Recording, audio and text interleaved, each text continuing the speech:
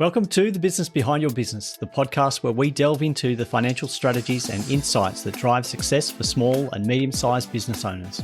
I'm your host, Paul Sweeney, and in each episode we bring you expert guests who share practical advice, real-world experiences, and actionable tips to empower you on your business journey.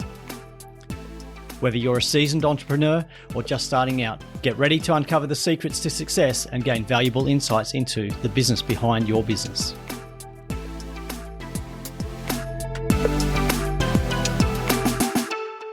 Welcome back to the Business Behind Your Business podcast. I'm your host, Paul Sweeney, and today we've got an absolute treat for you and something that I'm very excited about, and that is the idea of turning around a business. And not just turning around a business, but turning around a business so that it becomes a fun, enjoyable environment which you want to stay in. And our guest today is certainly an entrepreneur with the experience of creating fun, enjoyable businesses. And at age 77, still owning and operating businesses and thriving, he's certainly got some advice for us today on how we can achieve that.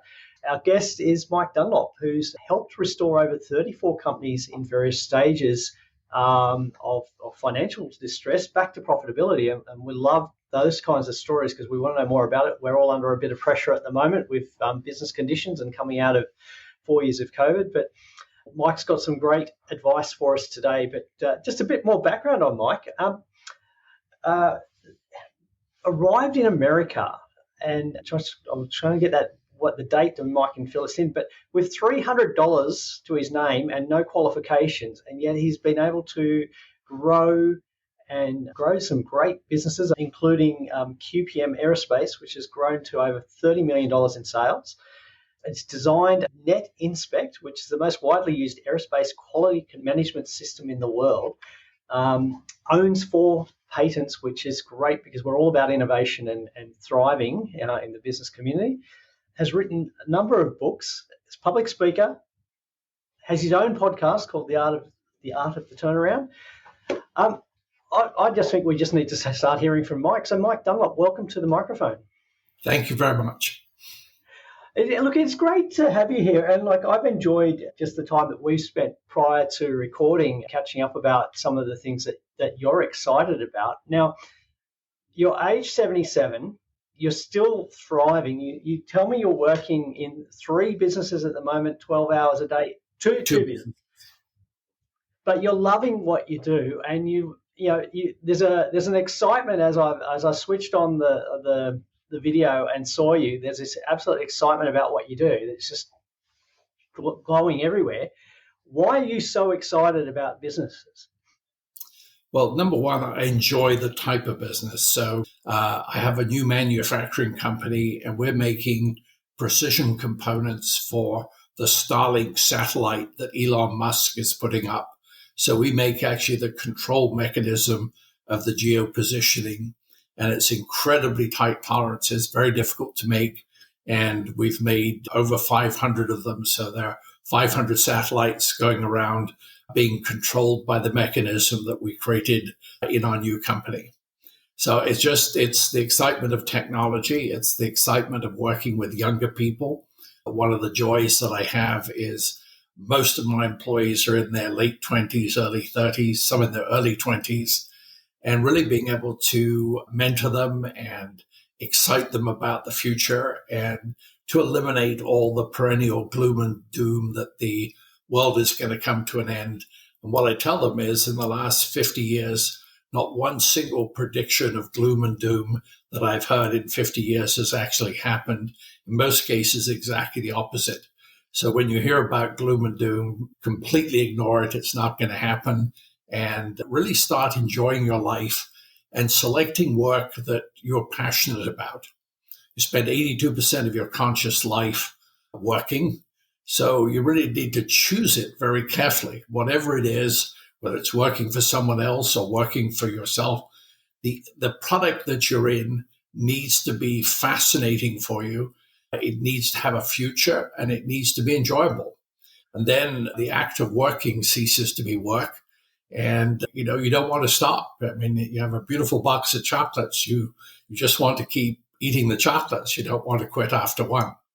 So it's creating that environment. Yeah, and look, a lot of what you've just said goes, I guess, against the grain of what I hear from a lot of people, but I hear it as reasons why their business isn't being successful and why they're not achieving. In that they need more resources, they need, they haven't got the qualifications. They, things are tough at the moment.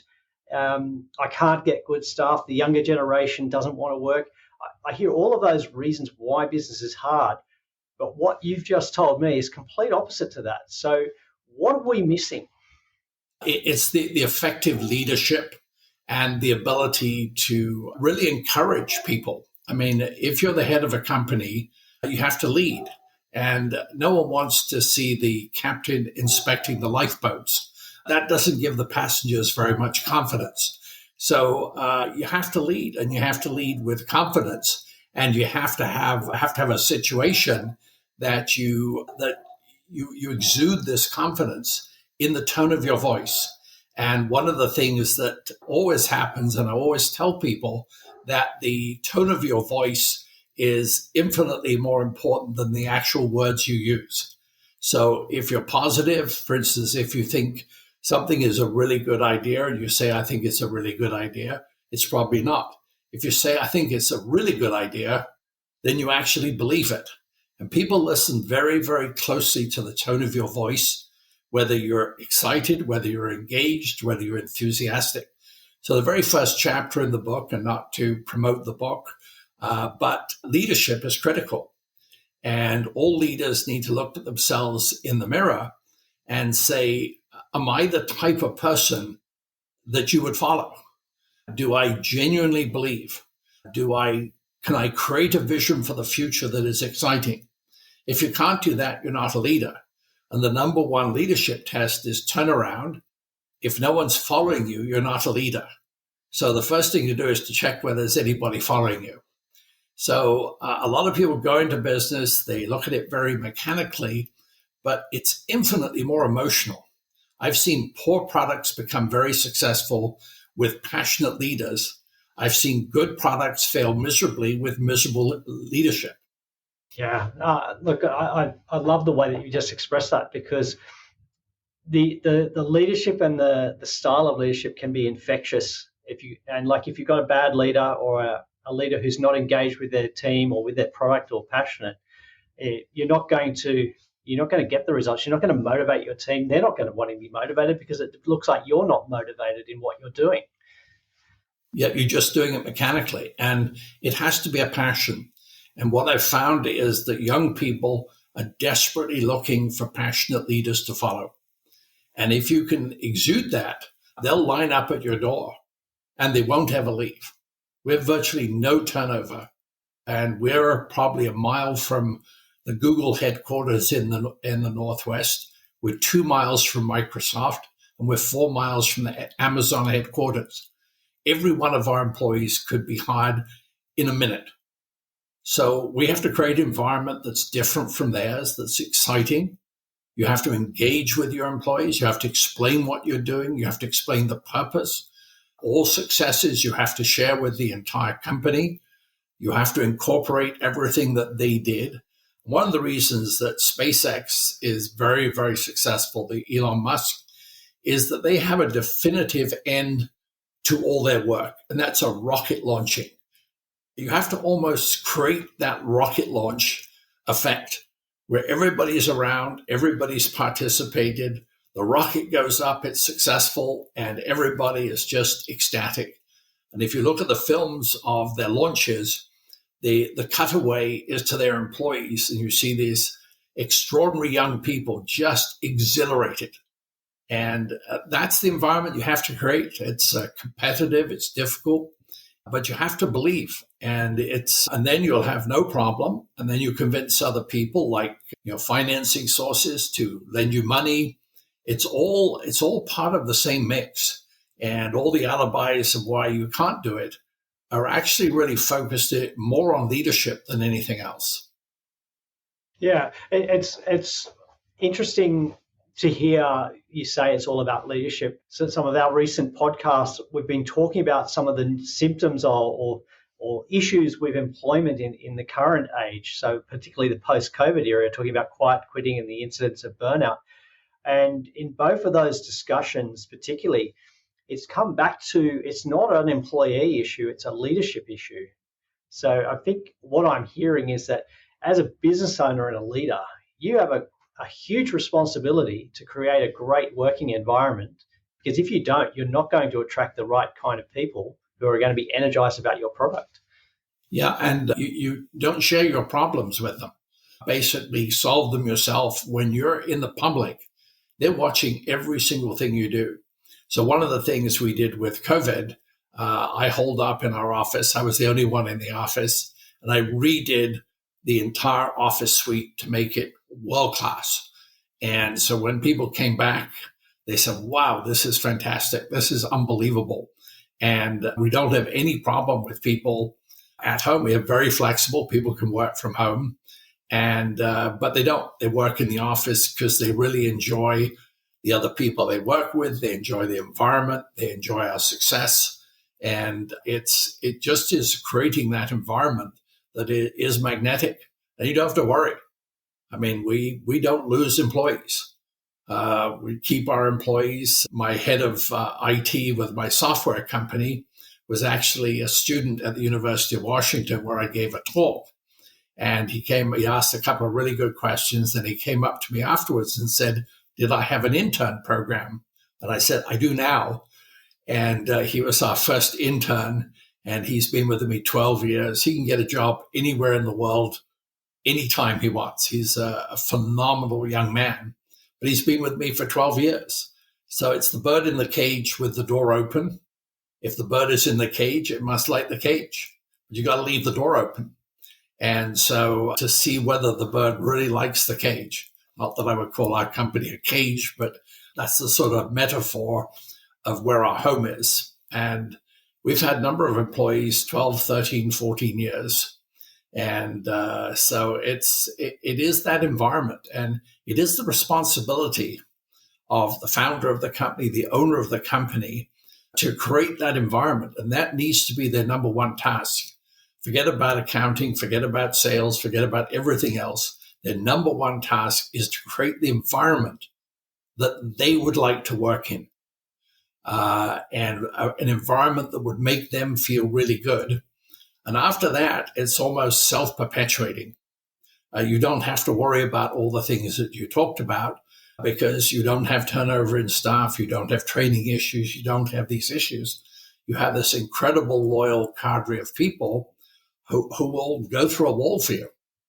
And if you did have a problem, they're the first ones who step in to help, to offer to reduce their salaries. I've had that in a number of companies where we've had some problems. The aerospace company, after 9/11, we lost 50% of our sales in the month after 9/11. We had to regroup, but I had a fabulous team. They worked out what we had to do to stay profitable. We made some very hard decisions collectively, and we were profitable in 2002 as an aerospace company that was just not heard of. But because we had the core team that I could completely rely on, and it's in good times and bad times. So it's kind of your insurance policy as an owner, because every company is going to experience tough times, is to have that team that is not going to abandon you when you need them most. So it's an insurance policy, it's an enjoyment policy, it's a longevity policy. You don't need an HR department if people are not leaving the company, because you don't have to replace anybody. No, and if you create that great environment, you don't have all those turnover issues. And it's often been said that your employees, your team, are your greatest asset. It sounds like you've cracked the key on how to create or maximize the enjoyment to start with, but then the enjoyment leads to the productivity and the innovation in your businesses. Well, I think there's a level of supreme confidence you have to have, and that's what has to be displayed. People follow confident leaders. They don't follow doubting Thomases. And if you walk around with a scowl on your face, everybody is convinced that something terrible is going to happen. So if you're going to scowl, do it in your office, close the door and scowl on your own, or scowl in the mirror. But you're a public figure. and everybody's watching you. So if you walk by someone and you don't say good morning, they think they've done something wrong. So you have to be omnipresent of your presence in the company and really think about the things that you do. Think about the meetings. Think about how you explain the future. Talk about the future vision. And I've always explained that a leader is someone who can take a group of people at the bottom of a mountain and describe the view from the top of the hill in such clarity and such enjoyment that everybody wants to climb the mountain. And you don't have to force them to. They just want to. They want to experience. So part of it is painting a picture. And the future is always a very important picture, because in order to keep people motivated, you've got to kind of raise it up to have the shining light on the hill. And then people will go up the hill and they'll walk with you because you've given them something, an incentive, a future. But if you don't appear to have a future, they don't want to have one with you. So again, it's almost an acting job, but it's better not to be an actor. It's better to feel passionately about your company, that you're doing some good, that you are different, that you can do better than everybody else. You can be a world leader, and really raise the stakes on what you think the company is going to be. Then people say, wow, this sounds really exciting. I'll put my everything into this because it's going to be around and it sounds like this is going to be a lot of fun. So it is as much psychology and putting yourself in the position of employee of how you would like to be motivated and how you're demotivated. And I see a lot of CEOs, a lot of business owners, everything that they do is kind of demotivating. And they have to, that's how you change. And that's really the basis. When I put the title, The Art of the Turnaround, it's infinitely more a psychology than it is a mechanical accounting process of paying the bills and making sure you increase your cash. It's more how you inject the motivation into the business.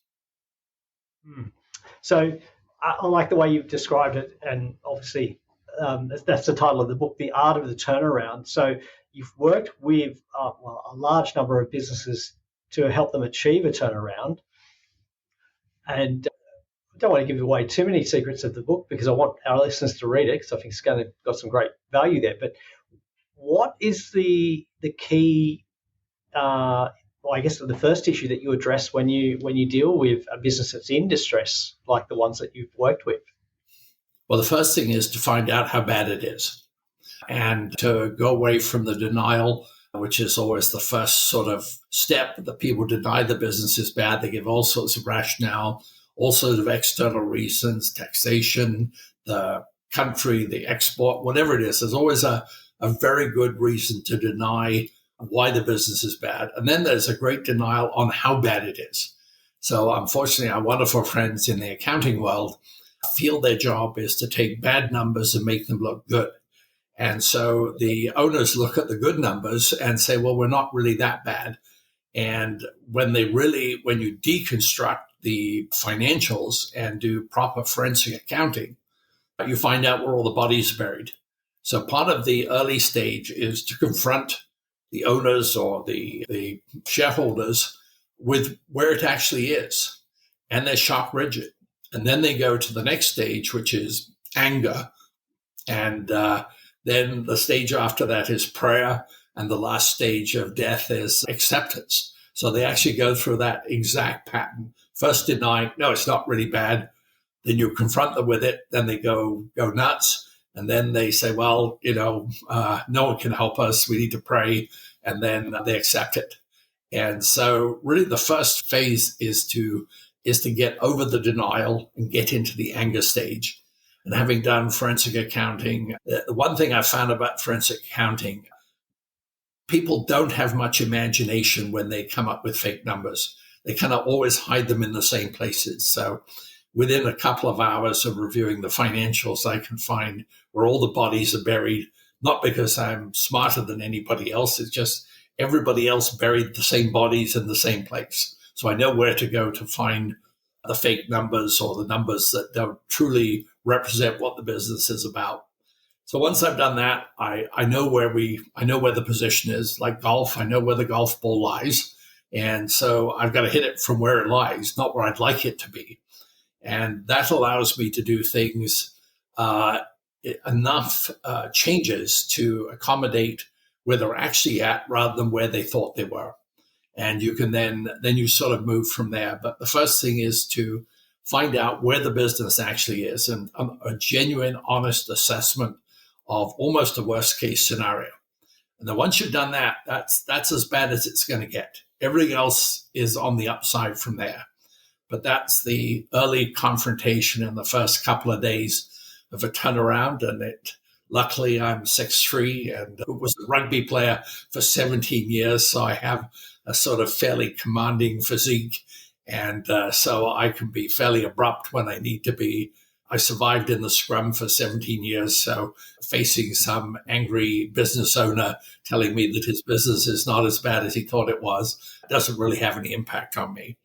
And so once we've got the confrontation done, then we start plotting the strategy on all the steps that need to take place in order to get them back in the place that they should be financially and organizationally, and really start infusing the enjoyment in the process of recovery. Kind of like repairing an older car. Initially it's really hard work and you think there's no place that you can't find rust and you got to do this but then things start to come together. And one of the greatest joys is seeing when it's completely perfect again. That's like a complete renaissance.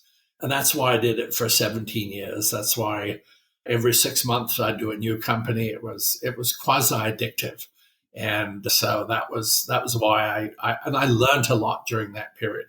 There's nothing like being a sort of corporate undertaker to learn all about business.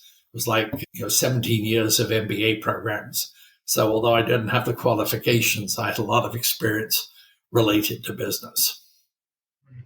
So when you mention turnaround, the way you've described it is, I think, very different to the way most people would respond when they hear the word turnaround. So a lot of people are thinking a financial turnaround or a tax turnaround or the accounting turnaround.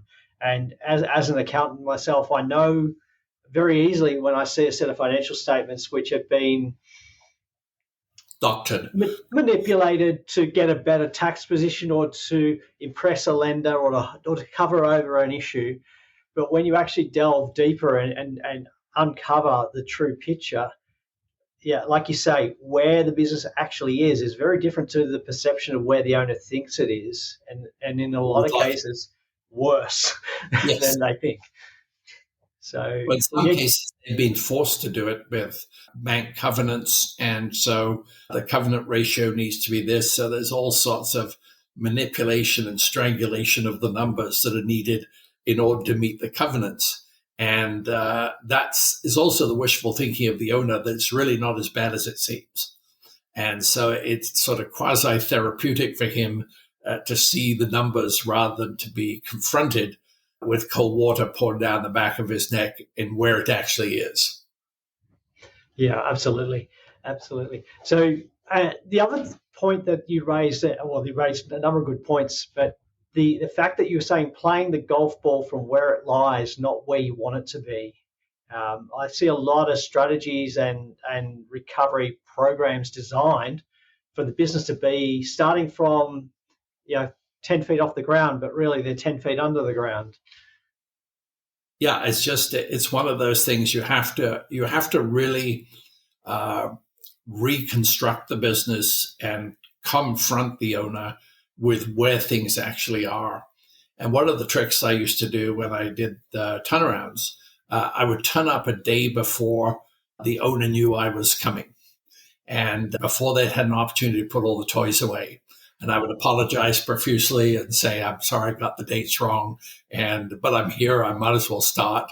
And you could see the blood drain from their face. So I was completely unpredictable. They had no idea what I was going to do. They had no idea how I was going to do it. They had no idea what my authority was.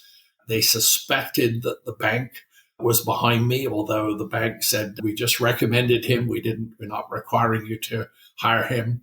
But there was this sort of palpable fear that they weren't quite sure what I was going to do. So that allowed me to affect changes with authority, probably more so than most turnaround specialists. I learned to confuse, I learned to disorient, and I learned to get the information that was actually happening as quickly as possible. One of the techniques I used, the first interview I always had with a company was the person who'd been with the company longest. And I said, tell me the history. Tell me where it started to go wrong. And they'd say, well, the company was fine under the father, then the son took over and expanded in 10 states. And I said, yeah, I've kind of seen that story before. Yes, now I know where it started to go wrong. Now I know how we have to regroup to kind of get back to the level, the organizational structure that worked before. And the son wanted to show the father how he could really grow the business. And the old man really didn't know what he was doing. And I probably had 10 or 15 of those in my career. And so, again, there was all these sort of fun dynamics that go through. And interesting, one of the big ones I did, the second company I did, rescued it right from practically from the bailiff's hands. That company I did the turnaround probably 45 years ago. The company was recently sold for $640 million. And so the family finally bailed out, and the grandchildren from the people that I worked with finally decided that enough was enough, and they sold the business. But I felt that was a nice bookend from a family that was within weeks of going bankrupt to now they probably have way too much money, and it probably won't do them that much good anyway. So it was a real sort of culmination of a very long period, and can show what can happen if a business is well run. The art of the turnaround, obviously you've laid everything out in a 10-step guide in your book. How do our listeners get a hold of the book? Where's the best place for them to look? The website is theartoftheturnaround.com. So just the whole word, The Art of the Turnaround. On that, you'll find you can buy the book from Amazon. It's selling really well, which is nice. 100% of the proceeds go to 2 educational charities that I support. So it's not going into my pension fund. I don't need a pension fund because I'm going to keep on working. But these are 2 wonderful educational charities that I support here in Bellevue. And the blogs I think you'll find interesting. They're about all sorts of subjects. I've got one called The Serendipity of Golf, how the wonderful things that have happened to me on the golf course. I've got entrepreneurship in retirement. I've got the Boeing Renaissance, how Boeing is turning around. And then I've got the podcasts, which are kind of a reflection of the book in a number of podcasts. And then the second season is more philosophical, related to mentorship, stewardship, and really the responsibility of owners have for their legacy and what they can do to protect their legacy, and how they can, when they're successful, their almost obligation to mentor either other businesses or employees, and how much enjoyment that is in the mentorship aspect. So it's a broad philosophical approach. As you get older, you tend to get more and more philosophical, but I think there are a lot of practical aspects in there. And one of the advantages of being older, you can be 100% honest, and you can call it exactly as it is. And then if you're lucky enough to become very wealthy as well, then you really have no adversaries. You can say exactly what you want. You try and be polite. You don't have to be rude, but you don't have to hold anything back, and you can be entirely honest. And I think that's in the talks that I give at the University of Washington here in Seattle, which is kind of strange. I do 4 or 5 different lecture series a year. And here is for someone who didn't finish high school. It's kind of odd to be a key lecturer at a major university in the United States. And no one has asked me to date what my qualifications are. I seem to talk with authority, and they kind of leave it at that. So Mike, I've really enjoyed our conversation today because you've shown me so many. I guess you've unlocked a lot of ideas, and I'm just thinking about a difficult conversation I have to have with one of my clients about some of the horrors embedded in the financial records that I've been granted and what that means. But I'm actually looking forward to that conversation now after hearing your approach and some of the key aspects of how we can turn around a business and create a really enjoyable business that we don't want to leave. We want to keep working and we want to create a great culture there. So, Mike, I'm really appreciative of your time and the knowledge that you've shared, and I'd encourage our listeners to find out more, get a hold of the book, The Art of the Turnaround, and listen to the podcast. Now, the podcast is also called The Art of the Turnaround? Yes, we're on season 2. So I think there are 12 episodes. I was lucky enough, my cousin is a BBC television reporter in England. So I flew him over to do the podcast. And so he knows how to ask the hard questions. And just like a BBC journalist, he tried to find everything wrong with what I was saying, but eventually I convinced him. But he's a wonderful cousin. And so it was a very balanced podcast, having a professional person asking the questions. Yep, that's great. That's absolutely great. So look, The Art of the Turnaround, it's available in book form. Also, there's plenty of blogs on the website, and Mike's recorded some of his thoughts and follow-up ideas, I guess, on the podcast, which is also called The Art of the Turnaround. I encourage you to listen to those. And as always, we'll put links to those key resources in the show notes for you to follow. So don't worry about pulling over the car right now. You can look that up in your leisure. But I encourage you to check out those resources. And look, if you've enjoyed this conversation as much as I have, please share it with another business owner that really needs to hear this message, because we want to get that out and help as many business owners as we can. So, Mike, thank you very much for your time. It's been an absolute pleasure. Great. Thanks. Enjoyed it as well. That's a wrap for this episode of The Business Behind Your Business. We hope you found today's discussion insightful and valuable for your business journey. Before we go, don't forget to subscribe to our podcast on your favourite platform. Share it with fellow business owners who could benefit, and send in your burning questions because we love hearing from you. Missed any of our previous episodes or looking for additional resources to help grow your business? Head over to our website at thebusinessbehindyourbusiness.com.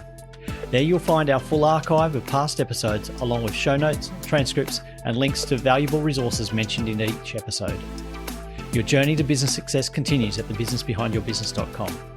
Until next time, stay inspired, stay informed, and keep building the business of your dreams.